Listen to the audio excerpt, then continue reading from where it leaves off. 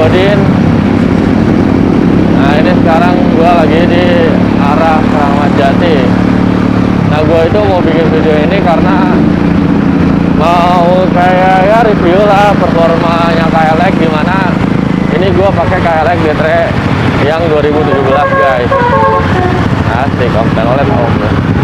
Nah menurut gua performanya KLX 2017 ini ya cukup lumayan lah. Cuman dari segi part-partnya kadang kalau misalkan kita beli di bengkel-bengkel pinggir jalan itu suka susah, makanya harus ke dealernya langsung.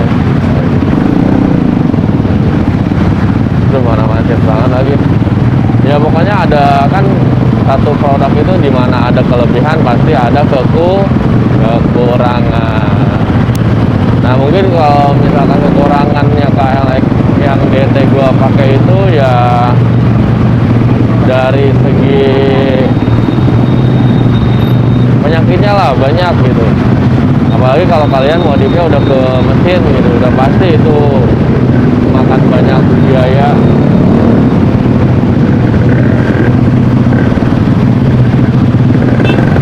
Ini gua yang standaran aja juga lumayan boros. Kadang kalau misalkan kalian pakai KLX itu harus sering-sering di servis, jangan sampai telat kalau misalkan motor kalian itu gak mau kenapa-napa.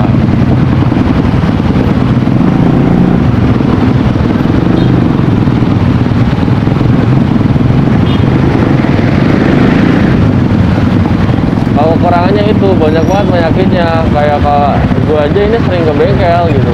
Kemarin baru yang ngebuka kampas remnya itu susah. Bautnya itu udah stuck anjing.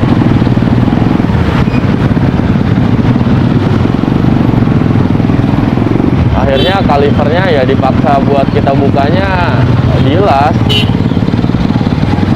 Gue masih pakai kaliper yang lama dengan baut yang lama juga. Mungkin sedikit kan itu bukannya pakai kunci L, tapi dirubah sama abangnya itu dibikin buat pakai obeng yang screw walaupun yang kembang itu masih bisa dibuka. Dan yang kelebihannya dia kalau misalkan di jalanan itu enak lah dibanding yang KLX yang SE. Kalau yang SE itu kan dia pakai bannya yang tahu, kalau DT itu udah ban jalanan.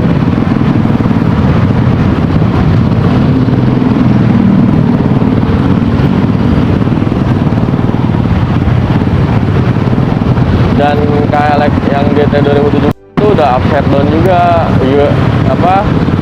USD-nya udah upside down, jadi enak gitu kalau misalnya dari segi sok-sok gitu keuntungannya. Tapi di upside down-nya itu kadang sering bocor gitu guys, oli-olinya, seal-nya itu gampang bocor gitu. Makanya kadang teman-temanku sering kalinya itu pakai sabun ekonomi biar gak netes-netes gitu olinya.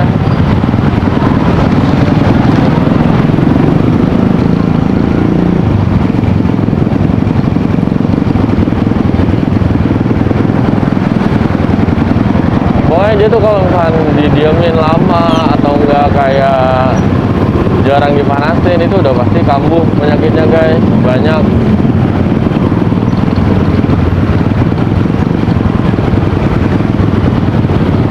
Tuh amis gitu aja.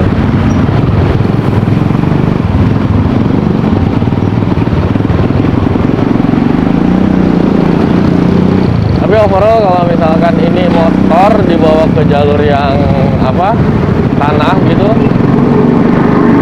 karena licin sih, suka kepleset-pleset gitu, mungkin bannya juga kan emang. Tapi kalau misalkan soknya itu menurutku bagus, walaupun sok bawaan gitu. Dan terus ya kalau misalkan dibawa ngebut masih enak, dibawa kencang masih enak kalau kalian servisnya rutin. Pokoknya pakai KLX itu jangan jorok. Ya mungkin minusnya kalau hujan aja kali ya, hujan juga ngaruh gitu, anjing pada nyipratnya belakang, depan, samping gitu. Ini padahal gue udah pakai spakbor CRF yang 2,5 gitu.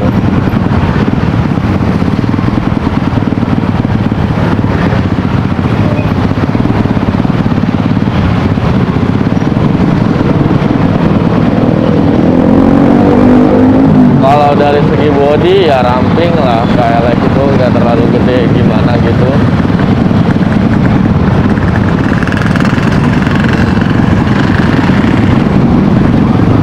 Pokoknya kalian harus sering-sering lihat review orang lain kalau misalkan mau beli KLX gitu, soalnya banyak kekurangan dan ada kelebihannya juga gitu. Saya mah cuma ngingetin aja gitu.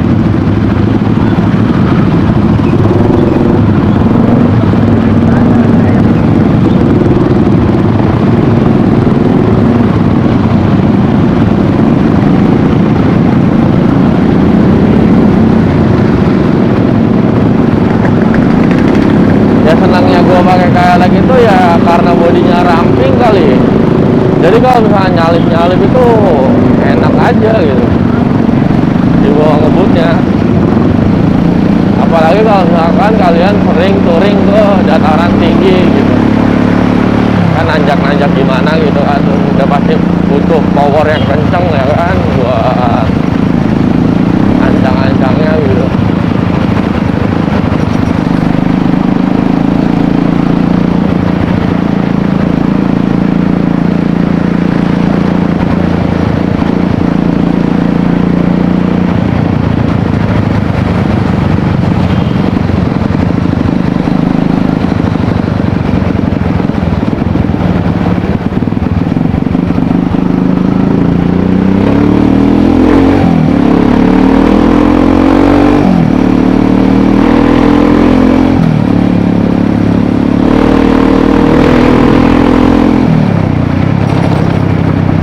Dan kalau kalian pakai gas spontan, hati-hati gitu, kalau pakai KLX itu suka kabur anjing gasnya.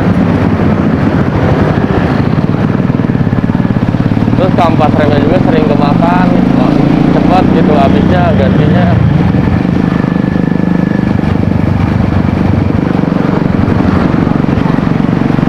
Tapi kalau nggak lewat polisi itu shocknya mah jangan ditanya, udah mantap, the best lah. Soalnya kalau KLX yang biasa itu dia belum upset down shocknya. Dan ada perbedaan harga juga ya. Ini gue waktu itu ngambilnya yang gold, yang gold apa yang silver gitu. Ada yang gold itu bedanya tuh cuman sekitaran 1 juta. Dan kalau kalian pakai motor ini jangan lupa diperhatiin kampas koplingnya. Kampas koplingnya juga sering habis.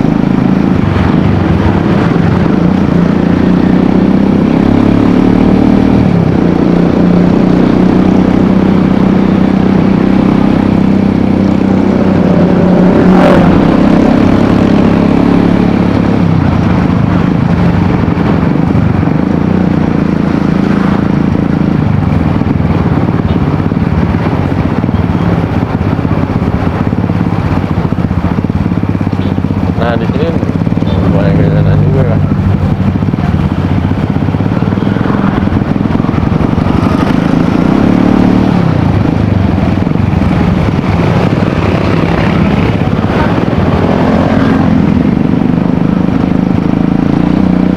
Ya mungkin kalau dari gue sih gitu aja sih, apa performa motor KLX selama yang gue alami ya, yang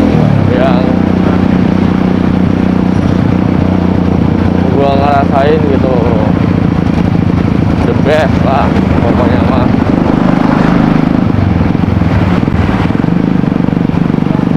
Dari segi stoknya tuh udah the best, cuman buat ke mesinnya itu agak kurang.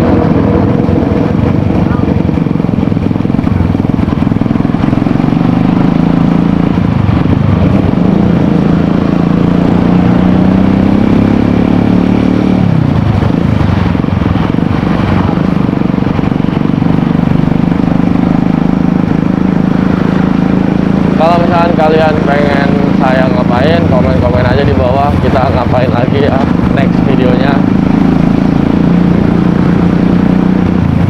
Ya mungkin segitu aja sih pendapat dari gua tentang performa motor ini, motor KLX DT-Cruiser 2017.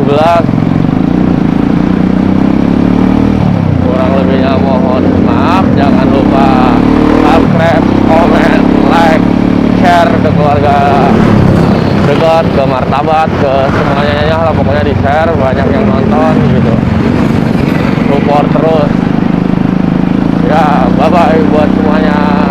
kasih.